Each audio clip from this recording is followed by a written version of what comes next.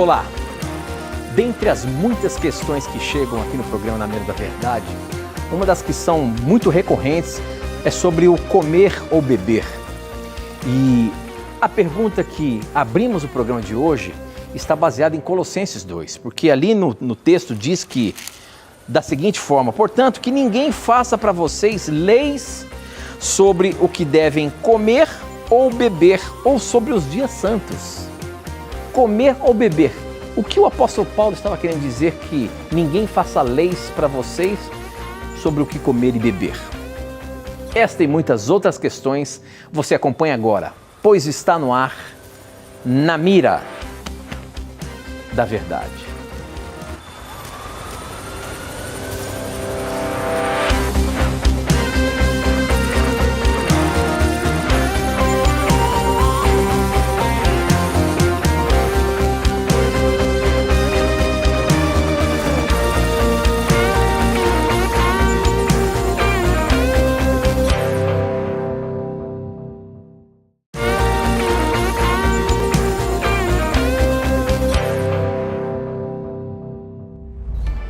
Olá, seja muito bem-vindos. Estamos começando mais um programa Na Mira da Verdade. Como é gostoso nós estarmos aqui em plena segunda-feira para juntos estudarmos a Palavra de Deus.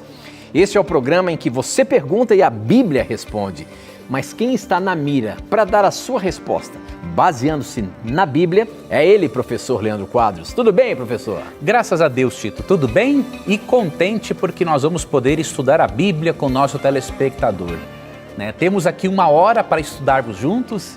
Muitos telespectadores dizem que 1 hora é pouco, faz parte, é assim mesmo, o que nós podemos oferecer agora. Às vezes não conseguimos responder mais perguntas como gostaríamos, mas não desista, amigo telespectador. Como o Tito sempre diz, um dia a sua pergunta será pescada, é importante que você persista. Então vamos esperar as suas perguntas, porque elas são a razão do nosso programa existir. Obrigado pelo carinho da sua audiência.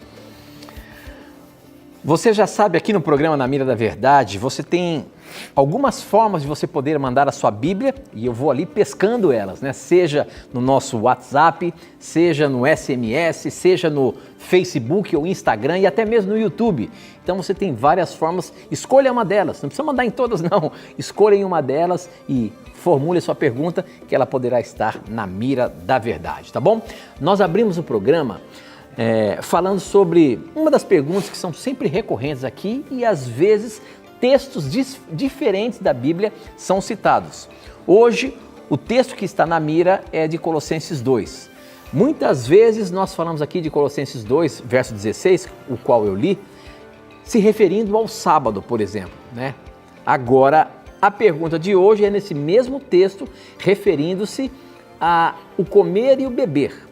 Coloca todos no mesmo pacote, então é o que está dizendo aqui Colossenses 2,16, para que ninguém faça para vocês leis sobre o que devem comer ou beber, ou sobre os dias santos, as festas de lua novas e o sábado. Coloca tudo dentro do mesmo pacote. Mas, professor, eu queria que você destacasse um pouquinho mais essa questão com a pergunta da Ana Maria, que ela mandou para a gente pelo Instagram, com relação ao comer e beber. Ela pergunta assim, eu gostaria de saber que comidas e bebidas o apóstolo Paulo está se referindo em Colossenses 2. Que comidas e bebidas está sendo dita aí nesse verso, professor? Vamos analisar brevemente essa questão que é bem ampla e importante. Primeiramente, amigo telespectador, devemos ter bem claro que a salvação do cristão é unicamente pela fé em Jesus Cristo. A Bíblia não ensina a salvação pelas obras. Se você for no Antigo Testamento e, obviamente, no Novo Testamento, você vai perceber que a salvação sempre se dá através de um substituto. Sempre pelo sangue do Cordeiro. O detalhe é, será que no Novo Testamento, Deus adotou um estilo de vida moral diferente para o seu povo? A resposta é não.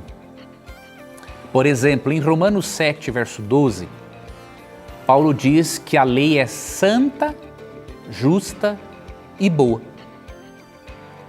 Ou seja, a revelação de Deus, os seus mandamentos, são reflexo do caráter de Deus. Assim como Deus é santo, justo e bom, a lei de Deus é santa e justa e boa, porque a lei é um reflexo do caráter do legislador. Se você ler um texto muito interessante, eu já vou entrar em Colossenses 2,16, tem um texto aqui muito interessante que nos mostra que não há oposição entre salvação e juízo, ou entre evangelho e lei. Isaías 33, 22. Preste atenção nesse verso. Porque o Senhor é o nosso juiz, o Senhor é o nosso legislador, o Senhor é o nosso rei, Ele nos salvará.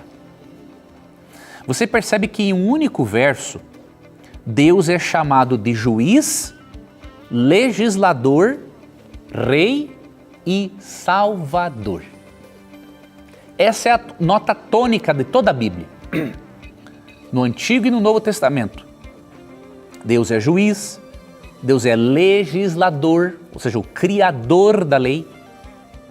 Ele é nosso rei e Ele é Ele quem nos salva e não nossas obras. Por que eu estou dizendo isso? Para você tirar da sua mente, amigo telespectador, essa ideia de que no Antigo Testamento a salvação era pela lei e que no Novo Testamento a salvação é pela graça. Isso não existe no texto bíblico. Dispensação da lei, dispensação da graça, isso não existe no texto bíblico. Só existe um plano de salvação. Ao mesmo tempo em que só existe um plano de salvação, ensinado de diferentes maneiras, só há um estilo de vida moral para o povo de Deus. Esse estilo de vida moral, ele é resumido nos 10 mandamentos. Os 4 primeiros mandamentos nos ensinam a amarmos a Deus e os últimos 6 nos ensinam a amarmos ao próximo. Mas, Leandro, e Colossenses 2,16, onde Paulo diz para não julgar ninguém por causa de dia de festa, lua nova, sábado, e nem pelo comer ou pelo beber, nem por comida ou bebida. Você tem que analisar o seguinte, Paulo está lidando aqui em Colossenses com uma heresia. Esta heresia, ela envolvia cerimonialismo, adoração a anjos, visões e sabedoria e tradições humanas. Faça uma análise comigo. Guardar o sábado, uma dieta alimentar adequada e as festividades judaicas poderiam ser considerados heresia? Não. Agora, a forma como as festas e o sábado estavam sendo celebrados estava assim associado a uma heresia em Colossos. Você vê que Paulo no verso 18 chega a falar de culto aos anjos. Nos versos 21 a 23, rigor ascético, ou seja, privava o corpo do prazer físico, tanto pela boa alimentação quanto pelo sexo, para poder desenvolver o espírito. Nesse contexto estava acontecendo algo. Eles estavam comendo e bebendo de uma forma ritual, cerimonial, tanto nas festividades anuais quanto no sábado do 7º dia. Esta sequência, dia de festa, lua nova e sábados, é uma referência a um período anual, dias de festa, lua nova a um período mensal e sábado a um período semanal.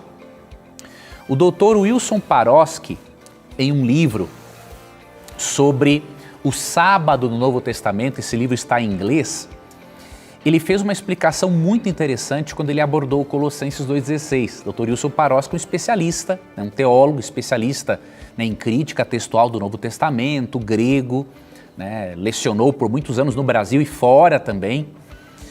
E ele fez uma explicação muito interessante, quando eu li na época o que ele escreveu, que a expressão que está em Colossenses 2,16, que diz assim, ó, ninguém vos julgue por causa de comida ou bebida, fazendo uma análise da gramatical grega, ele chegou à conclusão que o ato de comer e beber estão associados aos dias de festas e ao sábado. Então o que Paulo estaria dizendo? Ele não está falando de comidas em específico. No grego seria, ninguém vos julgue por comer ou beber. Então o que isso significa? Paulo estava sendo contra o comer e o beber cerimonial, tanto nos dias de festas, quanto no sábado do sétimo dia, nesse contexto da heresia da igreja de Colosso. Eles estavam misturando cerimonialismo com heresias e isso estava ofuscando a pessoa de Jesus Cristo da vida deles. Então Paulo ele não é contra o sábado e muito menos contra a dieta alimentar de Levítico 11, que proíbe o ingerir alimentos imundos. Paulo é contra o ato de comer e beber cerimonial no sábado do sétimo dia e em outras festividades judaicas. E isso estava ofuscando a pessoa de Cristo da vida deles. Se você analisar, e com isso eu finalizo, a distinção entre carnes puras e impuras, ela não foi dada simplesmente para Israel. Foi dada muito antes. Se você ler Gênesis capítulo 7, verso 2, você percebe que Deus fez a distinção no período pré-diluviano. Quando Deus orientou Noé a levar os animais, colocar animais dentro da arca, Deus ali orientou a levar 7 pares de animais puros e 1 par de animal imundo. O que isso nos indica? Que a distinção não é apenas para Israel, é um princípio universal porque foi dado lá nos dias de Noé. E o segundo ensinamento que nós aprendemos com Gênesis 7, verso 2, se apenas 1 par de animal imundo era para estar na arca, isso significa que os animais imundos não serviriam para o sacrifício e nem para a alimentação. Se eles servissem que fosse para a alimentação, o primeiro ancestral comum, por exemplo, do porco, teria sido comido por Noé e sua família e não existiriam porcos mais. Ok? Então, analise Colossenses 2 de uma forma um pouco mais ampla para você compreender o texto. E uma sugestão que eu lhe dou, peça agora mesmo a revista Na Mira da Verdade. Aqui na revista Na Mira da Verdade, nós temos uma lição, que é a lição 5, que fala de Colossenses 2,16 e a abolição do sábado. Aqui nós mostramos que Colossenses 2,16 não ensina a abolição do sábado. Nós temos também uma lição de textos difíceis sobre carnes imundas. Sabe esses principais textos usados para dizer que Deus aboliu as leis dietéticas de Levítico 11?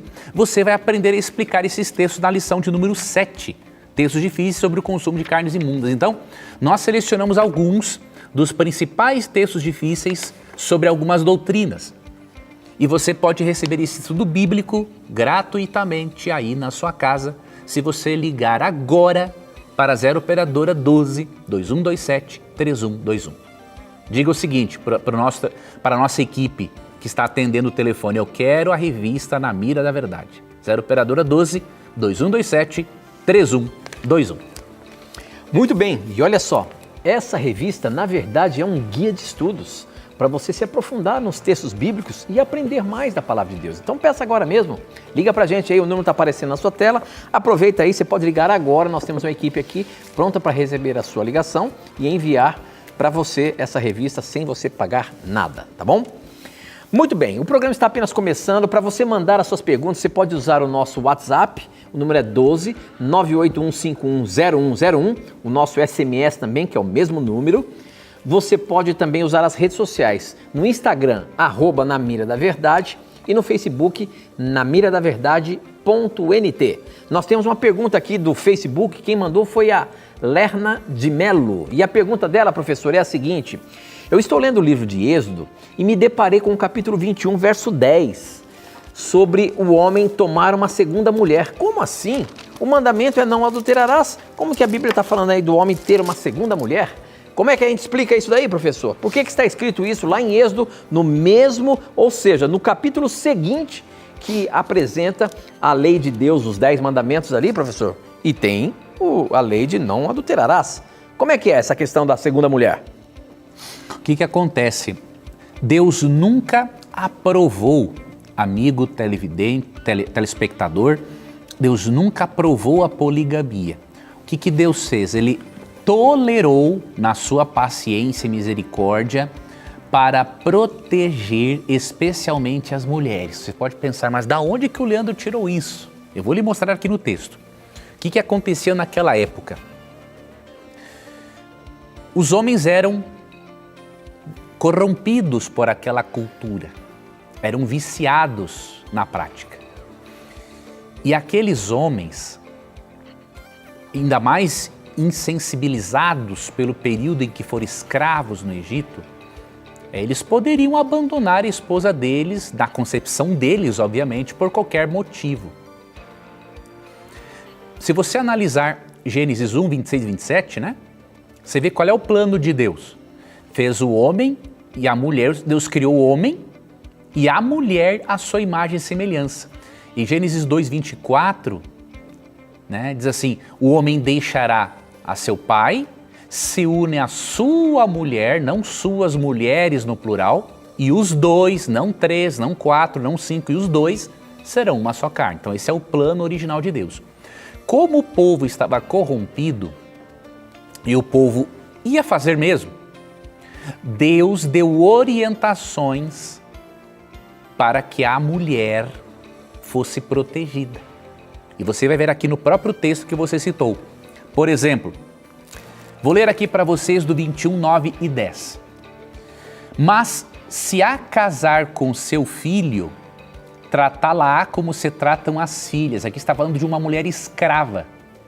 Se o homem tivesse uma mulher escrava e Deus não aprovava a escravatura, como o povo tinha escravos, Deus deu regulamentações para que eles fossem tratados com dignidade.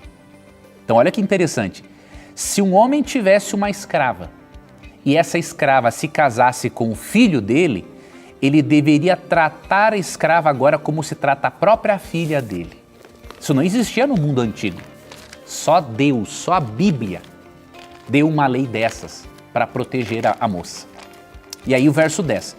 Se ele der ao filho outra mulher, ou seja, além da escrava, dá uma outra mulher para o filho, não diminuirá o mantimento da primeira, nem os seus vestidos, nem os seus direitos conjugais. Se não lhe fizer estas 3 coisas, ela sairá sem retribuição, nem pagamento em dinheiro.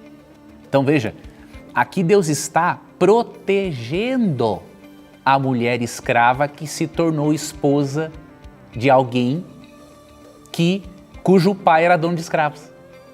Então Deus não está aprovando a poligamia. Já que aquela cultura praticava aquilo, Deus estava num processo de transformação e de reeducação do seu povo.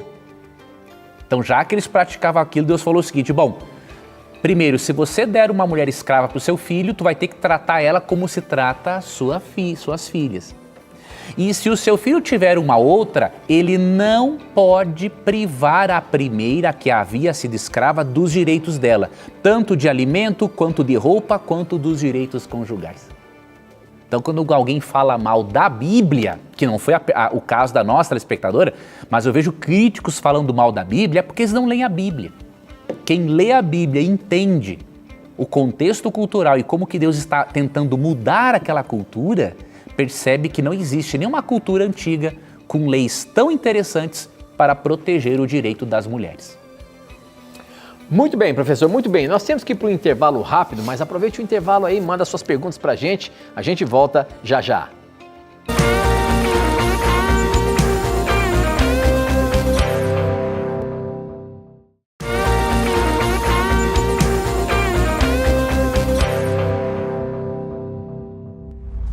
Já estamos de volta, participe mandando as suas perguntas pra gente. A pergunta que eu coloco aqui agora é do Instagram. Quem mandou foi o Alcides Rezende, ele é de longe, hein? Ele nos acompanha lá nos Estados Unidos, ele mora em Tampa, na Flórida. E a pergunta do Alcides, professor, é a seguinte: por favor, pesque para eu pegar o Leandro.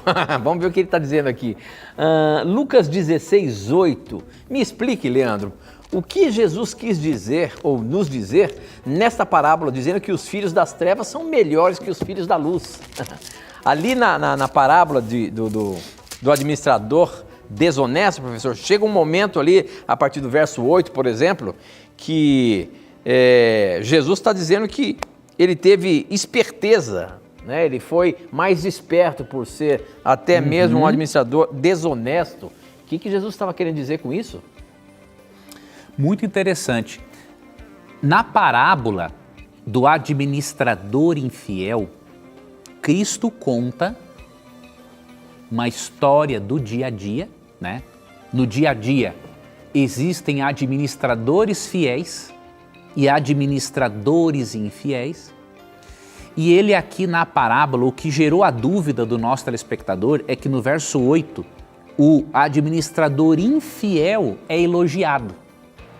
Então, se o administrador infiel é elogiado, isso poderia dar a entender que Deus aprovou a infidelidade desse administrador. Mas não é o caso. E eu vou lhe explicar o porquê.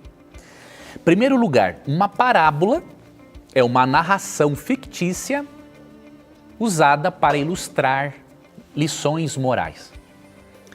Uma das regras da interpretação de parábolas é a seguinte: nós não formamos doutrinas com base nos detalhes da parábola, porque a parábola é um recurso pedagógico livre. Você conta o que você quiser, mas você forma doutrinas da conclusão, ou a partir da conclusão que a parábola quer chegar. Então você tira doutrinas do significado, não dos detalhes. Os detalhes são apenas o pano de fundo da lição principal que Deus quer transmitir. Então ele conta de um administrador infiel que, sabendo que iria ser mandado embora, ele negocia com os devedores por um valor menor para ele poder se preparar financeiramente para a demissão. E aí na parábola, o indivíduo que iria mandar esse servo embora o elogia, e o elogiou o senhor, o administrador infiel, porque se houvera atiladamente.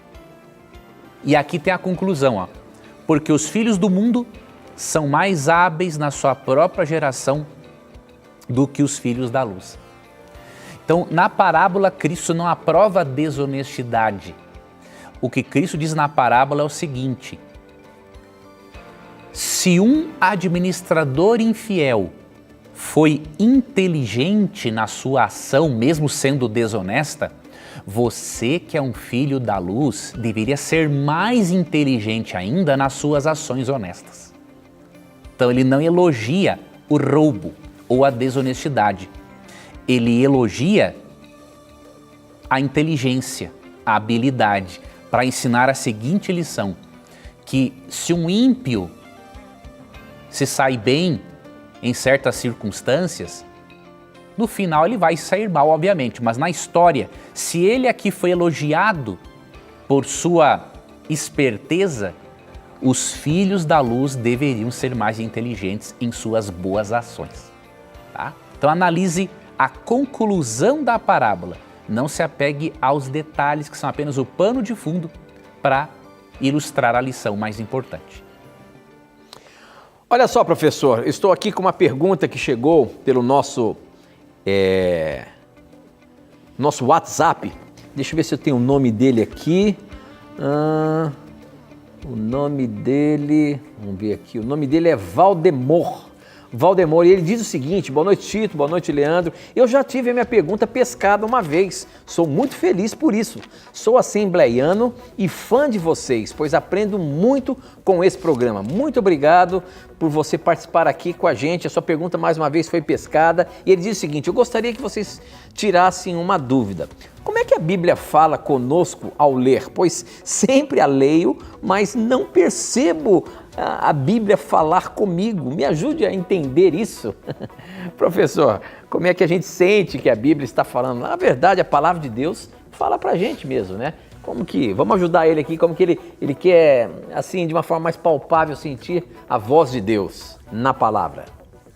A primeira coisa, para você sentir Deus falando com você, você não pode apenas ler, você tem que refletir no que está lendo.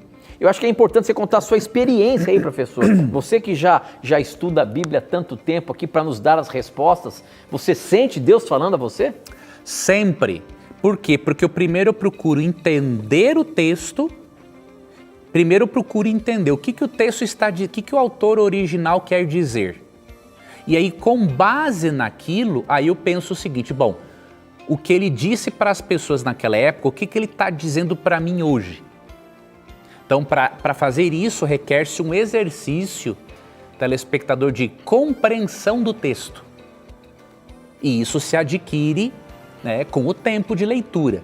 Eu vou te dar aqui uma dica. Você pode ler a Bíblia do início ao fim, né? Nós chamamos isso de ano bíblico.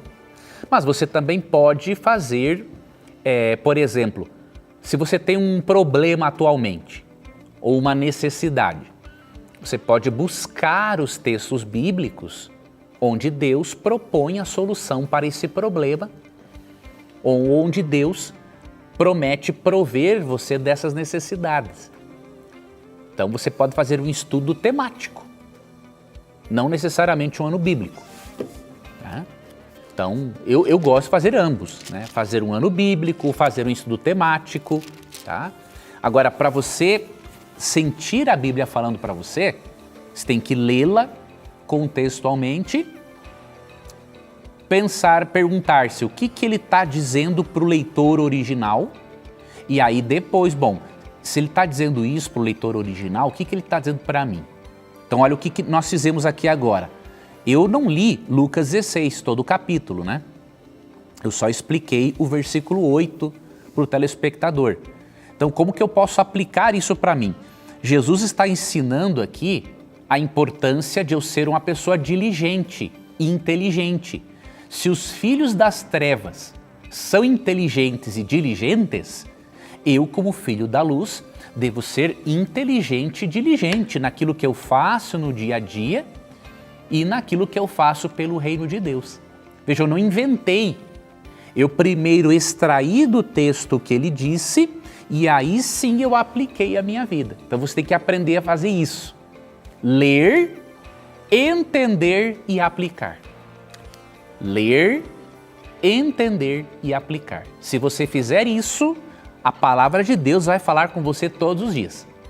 Terão momentos em que ela falará mais ainda. Você vai estar passando por uma circunstância e de repente você lê uma história bíblica, um trecho bíblico que fala exatamente daquela circunstância. Mas não espere que apenas que Deus fale com você só dessa maneira, né? Leia a Bíblia todos os dias, leia, interprete, entenda e aplique. E aí você vai poder fazer isso todos os dias de uma forma muito correta e muito saudável. Professor, eu estou com mais uma perguntinha aqui do nosso Instagram. Essa pergunta quem mandou foi a Marise, ela tem 72 anos, Anjo da Esperança. Obrigado, minha irmã, por você estar acompanhando o nosso programa aí, por você acreditar na missão da Novo Tempo, sendo uma Anjo da Esperança. Ela diz o seguinte: professor, me explica Mateus 24, 16 até o 18. Quem estiver na Judéia, fuja para os montes. Quem estiver no telhado, não desça. Me ajude a entender isso aí, professor. Eu sou da Igreja Batista. O capítulo 24 de Mateus, professor, tem a ver com o fim dos tempos? Esse texto que ela citou aqui, o 16 e o 17, está sendo dito aqui o que vai acontecer no futuro ou era para aquele momento? Como que a gente pode entender melhor esse texto aí? Para fugir para os montes e para quem estiver em cima das casas, que não volte para pegar nada e fuja. Vamos ler aqui o contexto, minha irmã, para ajudar você. A partir do versículo 15. Quando, pois, virdes o abominável da desolação, de que falou o profeta Daniel no lugar santo, quem lhe entenda, então os que estiverem na Judéia fujam para os montes. Vamos começar aqui. Ele está falando, para quem ele está falando que deveriam fugir para os montes? Quem estivesse na Judéia. A primeira coisa que vemos aqui, esse trecho é para aqueles dias. E o verso 15, quando fala do abominável da desolação, predito por Daniel. Esta expressão, que também pode ser abominação desoladora, é que o profeta Daniel, ele predisse aqui a destruição de Jerusalém e do templo. Cristo está falando aqui da destruição de Jerusalém que ocorreria no ano 70 depois de Cristo. O que ele está dizendo? Quando o cerco romano estivesse se aproximando, então que eles fugissem. Né? Então os que estiverem na Judéia fujam para os montes. Quem estiver sobre o eirado, não desça a tirar da casa coisa alguma. Quem estiver no campo, não volte atrás para buscar a sua capa. Ou seja, quando os soldados estivessem para se aproximar, deveriam fugir, porque o morticínio realizado foi terrível. Verso 19, ai das grávidas, das que estiverem grávidas e das que amamentarem naqueles dias. Muitos diziam assim, por causa do tempo do fim não vamos ter filhos. Não tem cabimento isso. O texto não fala disso. Ele está falando ai das grávidas porque os soldados romanos não pouparam nem mesmo as grávidas, matavam elas, os fetos, as crianças, todo mundo. Tá? E orai para que a vossa fuga não se dê no inverno e nem no sábado. Por quê? Porque seria mais difícil fugir no inverno. E no sábado, porque além de poder pegá-los todos juntos na sinagoga, isso levaria-os a transgredir o sábado. Então veja aqui o contexto é bem específico. Claro, no capítulo de Mateus, querida irmã, há também sinais do fim do mundo. Coisas que acontecem pouco antes da volta de Cristo. Mas há sinais que se referem à destruição de Jerusalém no ano 70. Esses sinais se mesclam no capítulo 24. Mas quando você lê aqui do verso 15 em diante, você percebe que esse trecho aqui, a aplicação dele principal é a destruição de Jerusalém no ano 70 depois de Cristo. Ok, professor. Outra pergunta, essa aqui pelo nosso Instagram. Essa aqui eu sempre falo para você, não tenha preconceito, pergunte o que você quiser e nós vamos colocar a resposta baseando-nos na palavra de Deus. Vamos ver se o que ele está perguntando aqui, professor, está na palavra de Deus. Ele diz o seguinte, quem mandou foi o Enandes Silva Batista. O Enandes, ele pergunta, vocês falam que o número 7 é o número da perfeição. Bem, então se o número mesmo é da perfeição, como explicar a condição possessiva e demoníaca de Maria Madalena, da qual saíram 7 espíritos imundos? E mais, lá em 1 Pedro 2 afirma que quando uma pessoa é batizada e ela se desviar, ela adquire 7 espíritos piores do que o primeiro. Então, a minha questão é, temos uma contradição aqui? O 7 já não é o número da perfeição, porque é contraditório à sua perfeição? E aí, como que você se sai dessa, professor? Vamos primeiro saber aqui, professor, a Bíblia fala do 7 como um número perfeito? Sim. E o que ele tá, quando a gente vê aqui que a Bíblia não é que ela tem uma numerologia, mas tem alguns números que se repetem, né, professor? Sim. E são destacados. A gente fala do 7 da perfeição e aqui a gente percebe que os demônios também estavam em número 7, por exemplo, tanto de Maria Madalena, e é isso mesmo lá em 1 Pedro também, Deus afirma isso? Veja, o número 7 quer dizer perfeição ou plenitude, e vai depender da perspectiva. E onde é que fala isso, professor, na Bíblia, sobre o número 7 especificamente? Na verdade, tem muitas referências ao 7, então não é que está escrito na Bíblia assim, ó, o número 7 é o número da perfeição. Não, isso é uma conclusão lógica que os teólogos chegam pela referência ao número 7. Assim como o número 6, dizem, a Bíblia fala número de homens, né? Sim, ali em Apocalipse 13:18, o número 666, 666 é número de homem. Por quê? O homem foi criado no 6º dia. E o número 666 representa ali o engano humano na sua força máxima em rebelião contra Deus. O número 7 representa a plenitude porque Deus criou o mundo em 6 dias e descansou no 7º dia. Então a semana tem 7 dias. Você vê no Apocalipse 1, 4 a 6, os 7 Espíritos de Deus representam o Espírito Santo na sua plenitude. E quando aparece 7 demônios, que ali não tem uma referência à plenitude, simplesmente uma referência à quantidade. Só isso. Tem casos em que a pessoa tinha uma legião de demônios, não era só 7, era muito mais do que isso, tá? Então, o número 7 representa a plenitude, mas tem momentos que é só uma contagem. Um exemplo, 7 soldados, 8 soldados, contagem simplesmente. Então, quando fala em demônios, quer dizer que eram realmente 7 demônios. Mas ali o número 7 se refere ao número em si, não se refere à plenitude.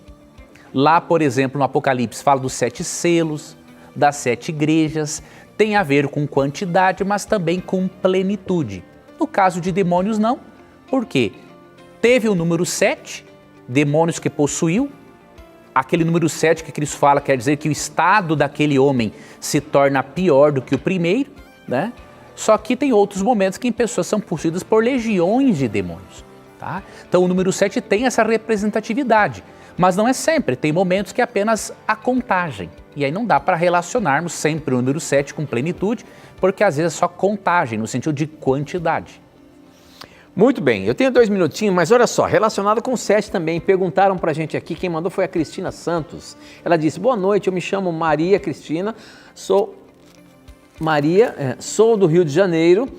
É verdade que quando uma pessoa morre, sua alma fica 7 dias na terra antes de subir? Então já tem 2 coisas aqui para você responder, professor. Essa questão da alma e se a alma sobe para o céu também, professor, quando morremos. Veja, essa questão dos 7 dias, minha irmã, isso não existe, tá? Isso aí é alguém da imaginação fértil, né?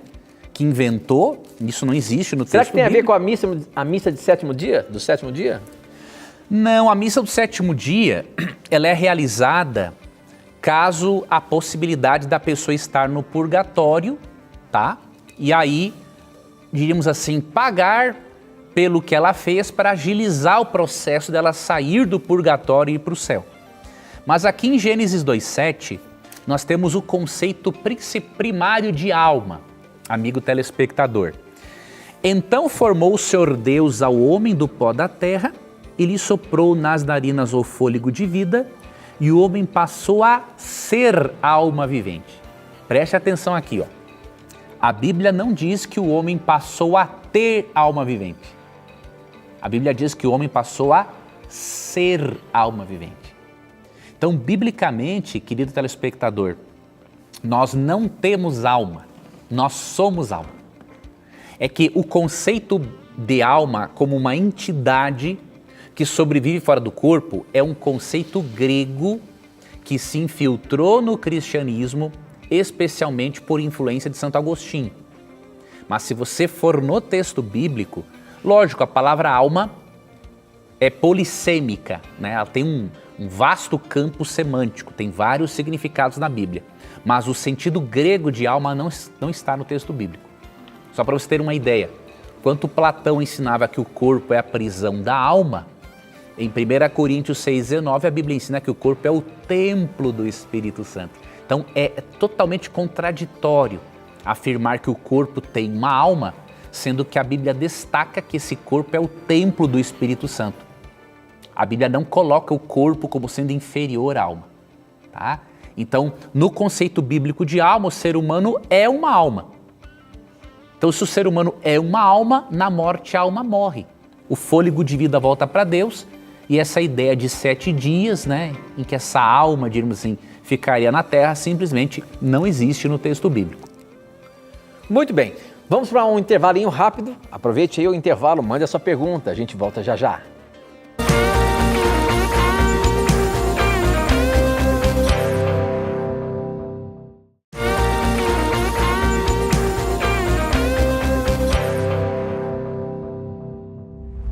Estamos de volta e tem aqui uma afirmação que chegou para a gente que eu vou colocar agora e ver o que o professor diz sobre isso. Professor Leandro Quadros, olha a afirmação que chegou para a gente aqui, ó.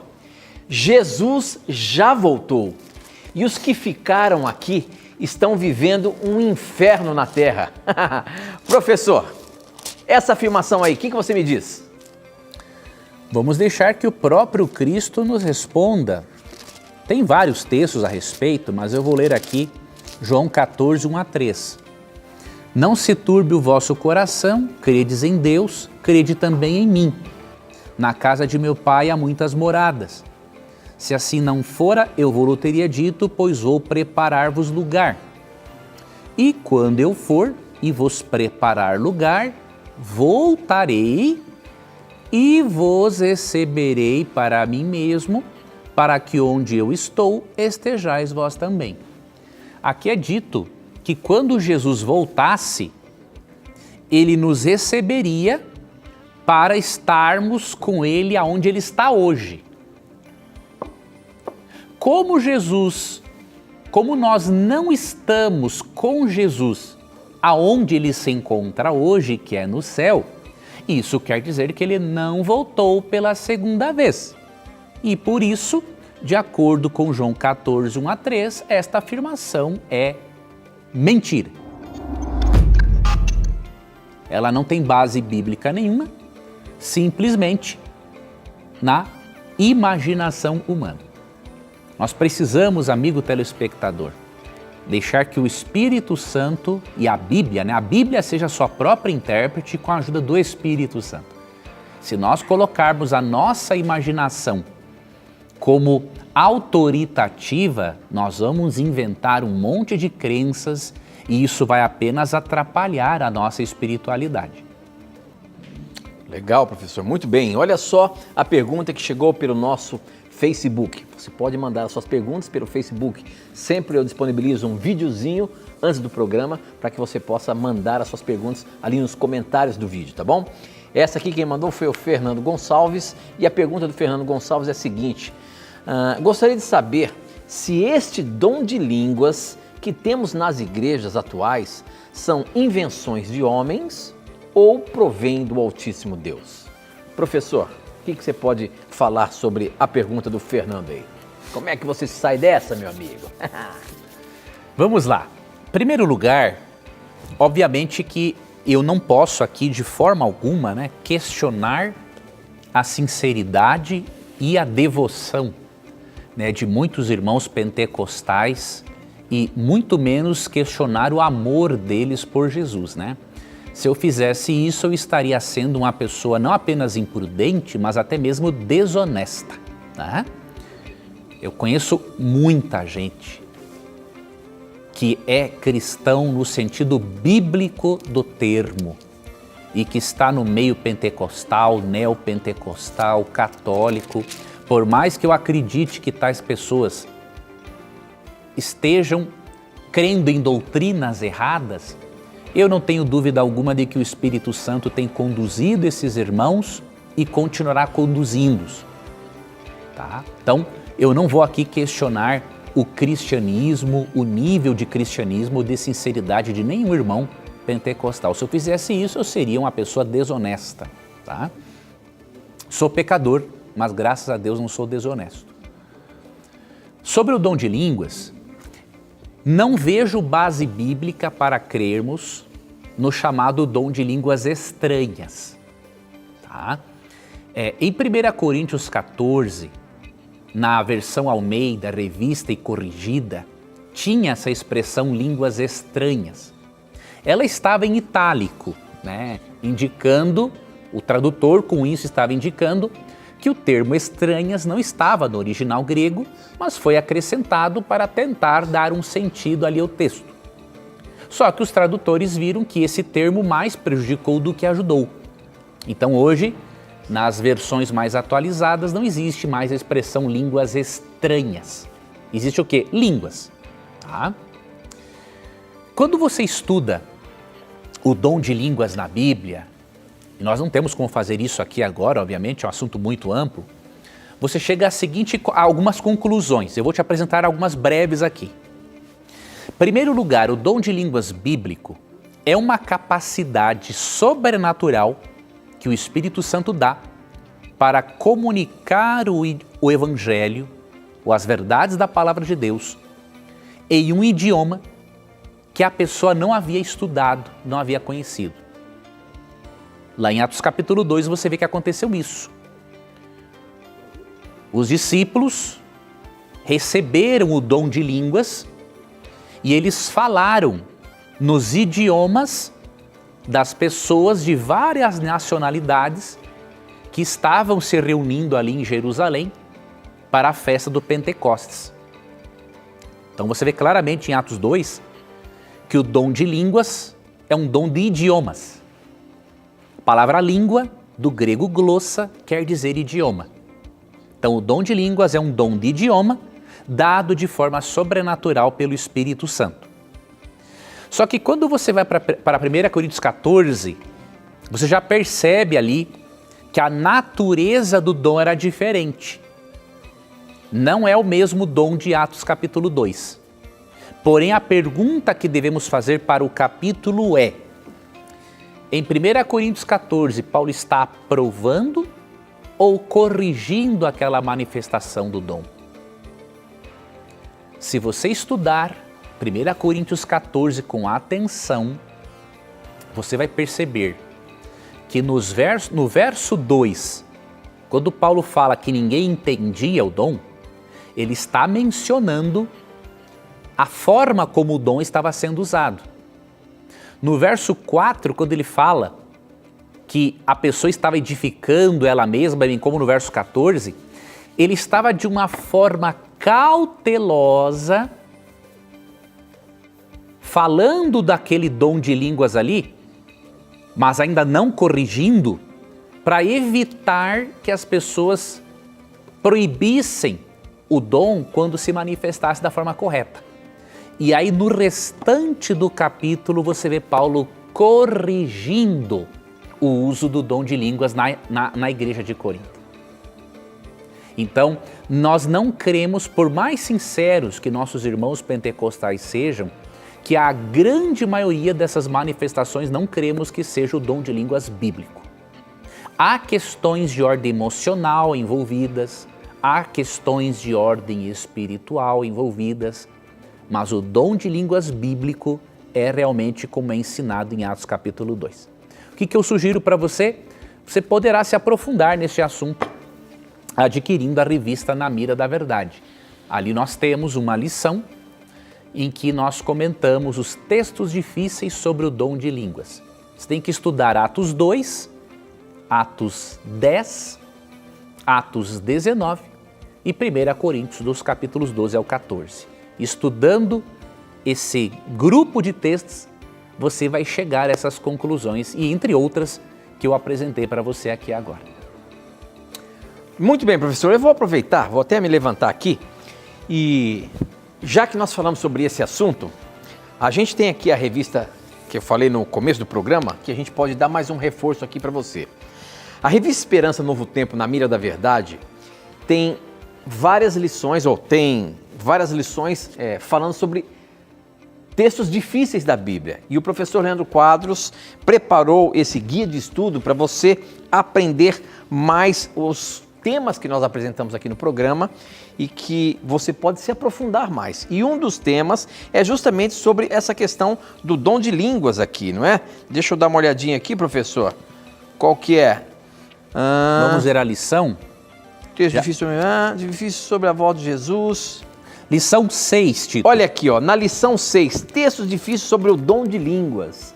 Justamente isso que ele falou, e aqui você vai poder se aprofundar mais e entender exatamente o que é o dom de línguas na palavra de Deus. Portanto, peça agora mesmo, liga pra gente, pode ligar agora se você quiser, 0 operadora 12 21 27 3121 e peça o guia de estudo, a Revista Esperança Novo Tempo na Mira da Verdade, tá bom? Se você porventura estiver assistindo na madrugada aí, você pode mandar um WhatsApp pra gente. O número é 12 98244 4449. Anota aí, 12 98244 4449 e peço, gostaria de solicitar a revista Na Mira da Verdade. E nós vamos entrar em contato com você, pegar os seus dados e mandar direitinho para você. Olha só, não basta você lá no WhatsApp falar, quero a revista Na Mira da Verdade. Você vai precisar, se possível, você pode até mandar o seu endereço ou então pedir para que entre em contato com você pelo WhatsApp, que nós vamos entrar em contato, tá bom? Aproveite aí, peça esse guia de estudo que vai te ajudar muito a compreender cada vez mais a palavra de Deus. Professor, tem mais uma pergunta aqui. Essa quem mandou foi o Isaac Santo e ele pergunta o seguinte: podemos desfazer uma promessa feita a Deus? Ele nos perdoa? Fazemos promessas a Deus e às vezes não conseguimos cumprir. Deus nos dá o perdão se a gente não conseguir cumprir alguma coisa que nós prometemos a Ele, professor? Com certeza Deus perdoa. Agora Deus tem uma advertência para nós meio pesada aqui. Em Eclesiastes 5 eu vou ler para você. Agora Deus perdoa com toda certeza. Ó o perigo. 1 João 9, um texto muito conhecido. Se confessarmos nossos pecados, Deus é fiel e justo para perdoar nossos pecados e nos purificar de toda injustiça. Então Deus perdoa qualquer tipo de pecado quando há arrependimento. Só que Deus tem uma advertência para nós em Eclesiastes capítulo 5. Então se você já errou nisso, pede perdão para Deus, mas não prometa mais do que você não pode cumprir. Tá? Então eu vou ler aqui para você. Eclesiastes capítulo 5, a partir do verso 1. Guarda o pé quando entrares na casa de Deus. Chegar-se para ouvir é melhor do que oferecer sacrifícios de tolos, pois não sabem que fazem mal. Não te precipites com a tua boca, nem o teu coração se apresse a pronunciar palavra alguma diante de Deus. Porque Deus está nos céus e tu na terra. Portanto, sejam poucas as tuas palavras. Porque dos muitos trabalhos vêm os sonhos e do muito falar palavras nécias. Verso 4. Quando a Deus fizeres algum voto, não tardes em cumpri-lo, porque não se agrada de tolos. Cumpre o voto que fazes. Melhor é que não votes do que votes e não cumpras. Não consintas que a tua boca te faça culpado, nem digas diante do mensageiro de Deus que foi inadvertência. Por que razão se iraria a Deus por causa da tua palavra, a ponto de destruir as obras das tuas mãos? Porque como na multidão dos sonhos há vaidade, assim também nas muitas palavras. Tu, porém, teme a Deus. Então aqui está o conselho, né? Fazer um voto precipitado é uma falta de respeito para com Deus. Deus perdoa o desrespeito, é claro. Se Deus perdoa o homicídio, mesmo que não tire as consequências do criminoso, mas se Deus perdoa um homicida, Deus perdoa um adúltero, Deus perdoa um mentiroso, Deus perdoa um idólatra, Deus perdoa também quem fez o voto precipitado. Só que aqui há essa advertência. Não prometa aquilo que você não pode cumprir. É melhor não prometer nada do que prometer e não cumprir. Legal, professor. Muito bem. Olha, são muitas perguntas que chegam todos os programas aqui pra gente. A gente nunca deixa de agradecer, eu nunca deixo de agradecer aqui, porque se você não mandar perguntas, eu não tenho como fazer o programa.